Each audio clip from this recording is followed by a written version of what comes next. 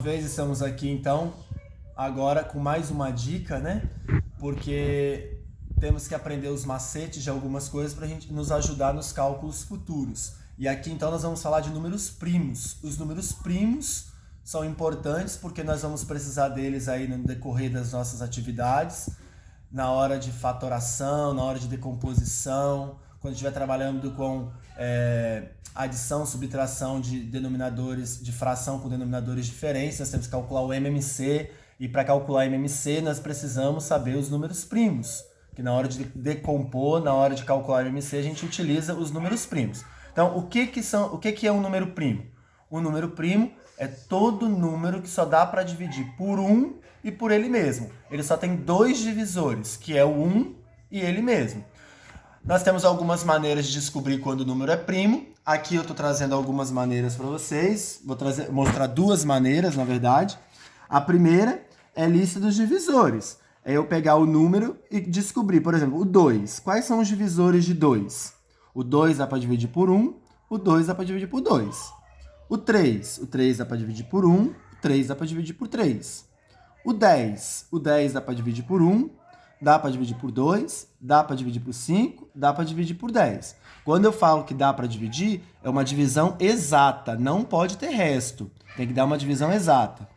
O 20 dá por 1, por 2, por 4, por 5, por 10, por 20.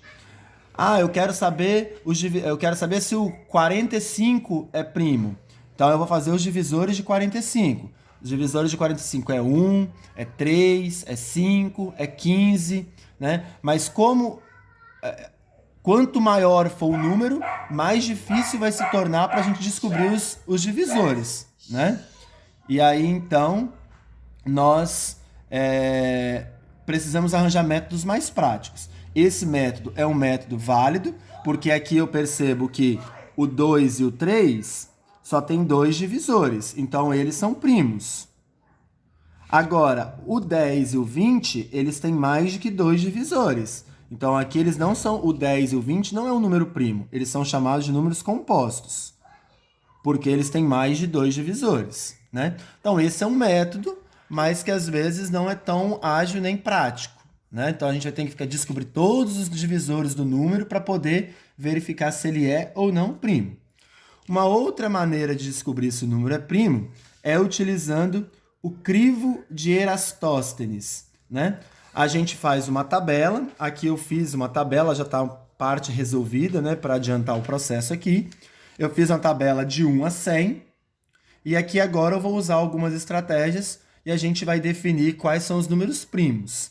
Interessante que aqui a gente consegue gravar, memorizar os números primos. Depois, na prática, né, do dia a dia de sala de aula, das atividades, você vai memorizando, vai aprendendo, vai entendendo mais, e isso acaba ficando na sua cabeça depois. Né? É uma maneira mais prática, né? Eu desconsiderei o número 1, porque o 1 não é nem composto e nem primo, porque o 1 só dá para dividir por ele mesmo, né? Então, ele fica fora dessa tabela. E nós vamos tentar descobrir os outros números primos. Então, a gente começa, eu vou circular o número 2, que ele é o número primo, o menor, né?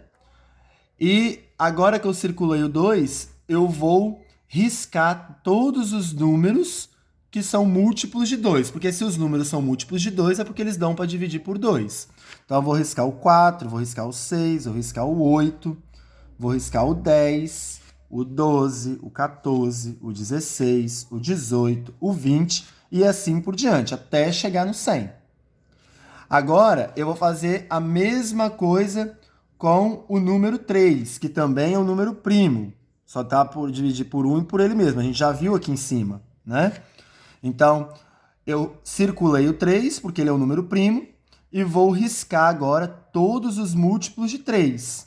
Acima de 3, né? Então, o 6, vou pegar uma outra cor aqui para facilitar nossa vida.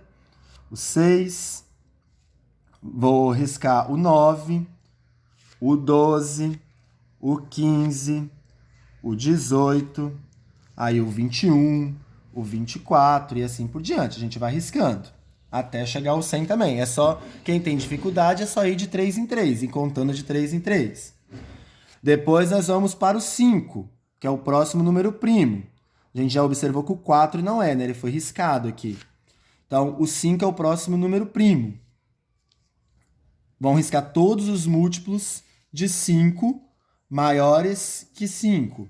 Então, começamos aqui o 10, o 15, o 20 e assim sucessivamente, até chegar ao 100. E vamos riscar o 7, que é também o número primo menor do que 10, né? E vamos riscar todos os números que são múltiplos de 7 maiores que 7. Então, aqui nós vamos ter o 14. Depois o 21, o 28 e assim por diante. Esses 4 são os 4 menores múltiplos, os 4 menores números primos, menores que 10. Quando a gente estabelece essa regra de riscar todos os múltiplos de 2, de 3, de 5 e de 7, os números que sobraram, a gente vai circular. Então, o 2, o 3, o 5 e o 7 já estão circulados. Vão circular o 11, o 13, o 17, o 19. Depois, eu já circulei os demais, ó, o 23, o 29, o 31, 37, 41, 43, 47, 53, 59, 61, 67, 71, 73, 79, 83, 89 e 97. Todos esses que foram circulados são números primos, porque ele só tem 2 divisores, que é o 1 e ele mesmo. Então, aqui nós temos a lista dos números primos menores que 100. Vale lembrar que o 2 é o único número par que é primo, mas porque todos os demais números pares dá para dividir por 2. Então, por isso que só ele é primo.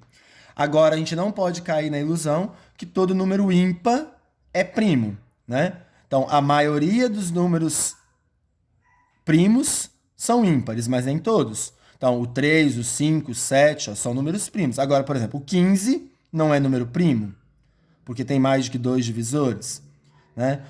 Se a gente pegar outros números, o 25 e assim por diante, né? Tantos outros que vão aparecer ímpares, né? Como o 33, por exemplo, é um ímpar, porém tem mais de que 2 divisores. Então, o único número primo par é o 2.